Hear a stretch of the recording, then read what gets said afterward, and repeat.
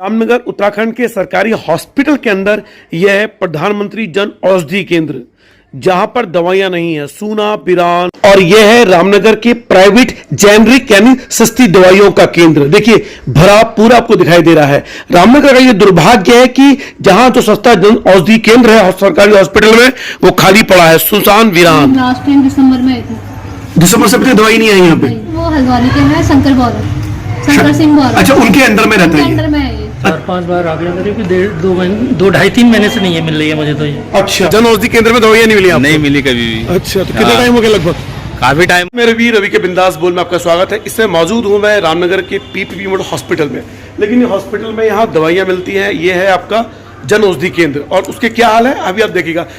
दरअसल प्रधानमंत्री मोदी ने गरीब परिवारों के लिए एक सस्ती दवाइयों का विकल्प तैयार किया, जेनरिक दवाइयों के रूप में जो जन औषधि केंद्र मिलती है। लेकिन रामनगर के इस सरकारी हॉस्पिटल में मौजूद औषधि केंद्र में दवाइयां नहीं है। लगभग 6 महीने हो चुके हैं।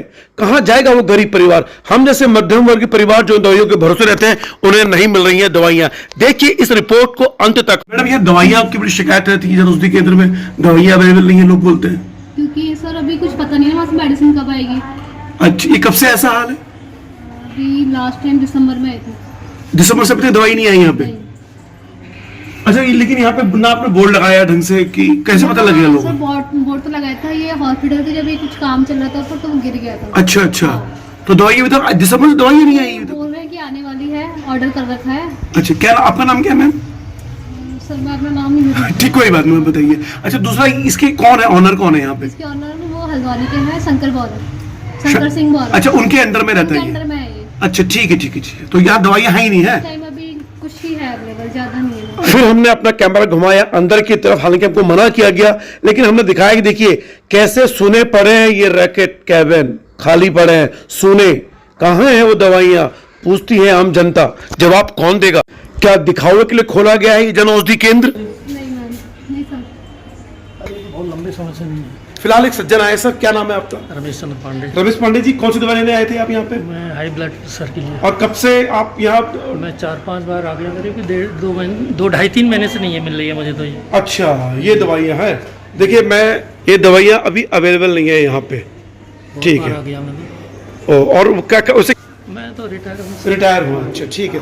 तो लगता है कि जन औषधि केंद्र में जो दवाइयाँ मिल रही है, मिल नहीं है बिल्कुल भी यहाँ, नाम के लिए खोला हुआ है। हाँ, ये भी यहाँ पर तो ऐसे ही लग रहा है। रामनगर में मुझे हल्द्वानी से या बाहर से मंगानी पड़ती है। रामनगर के जो जन औषधि केंद्र है, और लोग बड़े परेशान होते हैं। अक्सर रामनगर में ज़्यादा अमीर लोग हैं नहीं, मध्यम वर्ग के परिवार के हैं, निम्न मध्यम परिवार के हैं, और गरीब परिवार के लोग होते हैं। उनके लिए सरकार ने जन औषधि केंद्र खोला हुआ है। और रामनगर के इस औषधि केंद्र में क्या हाल है ये आपको देख रहे हैं। और फिलहाल यह है आपका रामदास जोशी राजकीय संयुक्त चिकित्सालय, लेकिन इन दवाइयों का पीपीपी से कोई लेना देना है नहीं।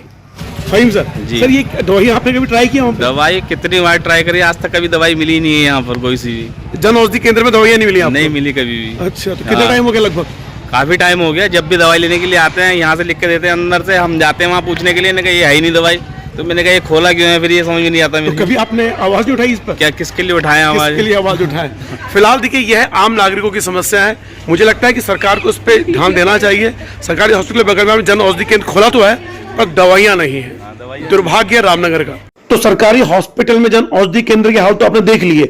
अब देखिए रानीखेत रोड में ठीक पोस्ट ऑफिस के सामने यह है जेनरिक आधार, जो मेहरा जी का है। हम यहाँ गए, यहाँ सारी दवाइयाँ आपको मिलने वाली है। तो जो लोग सस्ती दवाइयों के लिए तरस रहे हैं, भटक रहे हैं, उनके लिए सबसे अच्छा केंद्र हो सकता है जन औषधि के रूप में जेनरिक दवाइयों के लिए, सस्ती दवाइयों के लिए मेहरा जी का, जो पोस्ट ऑफिस रामनगर में है, ठीक सामने, पोस्ट ऑफिस के ठीक सामने। तो देखिए ये दवाइयाँ आपको मिल रही हैं सस्ते रेट में, यानी कि 50 से 60-40% सस्ती दवाइयाँ। तो यहाँ आइए, हमने इनका भी इंटरव्यू लिया, जहाँ हमें पता चला कि यहाँ सस्ती दवाइयाँ मिल रही हैं।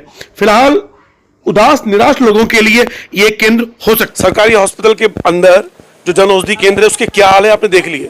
दरअसल जन औषधि केंद्र उन मासूम परिवारों के लिए, हम जैसे निम्न मध्यम वर्ग परिवारों के लिए एक ऐसा केंद्र है जहाँ दवाइयाँ लगभग सस्ती मिलती है।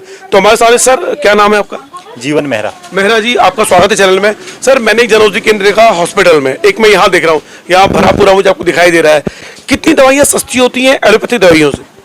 एलोपैथिक दवाइयों से कोई दवाई 40% कम, कोई 50%। एलोपैथिक नहीं, इसमें 2 होती है कैटेगरी। एक तो ब्रांडेड दवाइयाँ होती हैं जिनको एथिकल कहा जाता है, दूसरी दवाइयाँ होती हैं जेनरिक, जो नॉन ब्रांडेड दवाइयाँ होती है, सेम सॉल्ट में होती हैं। अच्छा, तो हमारे पास सेम सॉल्ट में सारी दवाइयाँ अवेलेबल होती है। मैक्सिमम सॉल्ट हमारे पास किसी में 40%, किसी में 30%, कोई 50%, कोई 60%, कोई 80% तक कम रेट में मिल जाती सर है। मेरा जो पहला सवाल है जिसके कारण मैं आपके पास आया हूँ, सरकारी हॉस्पिटल में जन औषधि केंद्र है वो बिल्कुल खाली पड़ा है, दवाइयाँ नहीं है। कई लोग मुझे वहाँ मिले 4-4 महीने से दवाई ढूंढ रहे नहीं मिल रहे हैं, और ये कहा दिसंबर से वहाँ दवाइयाँ नहीं आ रही हैं। और तो ऐसा क्या कारण है कि आपका पूरा भरा पूरा है, आपको दवाइयाँ कैसे मिल रही हैं? हम तो जेनरिक आधार, एक जेनरिक आधार कंपनी है। अच्छा, हाँ, हम उसकी फ्रेंचाइज हैं, तो सारी दवाइयाँ हमें जेनरिक आधार यहाँ पे अवेलेबल कराता है। रामनगर में से कैसे कितने केंद्र हैं आपके वाले और जन औषधि वाले? जन औषधि का तो मुझे नहीं मालूम, जेनरिक आधार का हमारा एक ही है, रामनगर में एक ही है। यानी जो दवाइयाँ जिस सस्ती रेट में जन औषधि केंद्र में मिलती है वही सस्ती दवाइयाँ आपके पास ही मिल जाएंगी? हमारे पास भी अवेलेबल होती हैं। देखिए, ये वो लोग जो बड़े परेशान हो रहे हैं रामनगर में दवाइयों के लिए, अस्पताल के बगल में जो है, उससे बेहतर है कि आप यहाँ आइए, और ये बिल्कुल आपको रानीखेत रोड में पड़ेगा, पोस्ट ऑफिस के सामने आपको ये मिलेगा जन औषधि केंद्र। सर एक चीज और, कितना टाइम आपको यहाँ हो गया और कितनी भीड़ आती है यहाँ पे? सर हमें 1 साल होने वाला लगभग, इस मंथ लास्ट में, मई स्टार्टिंग में 1 ईयर हो जाएगा, 1 साल पूरा हो जाएगा। अभी बहुत ज्यादा नहीं है हमारा यहाँ पे, बहुत ज्यादा लोग नहीं आते क्योंकि लोगों को पता नहीं है। हाँ, लोगों को बहुत ज्यादा पता नहीं है, अवेयरनेस, और बहुत ज्यादा अवेयर भी नहीं है जेनरिक मेडिसिन के बारे में। तो लेकिन ठीक है, आते हैं फिर भी लोग।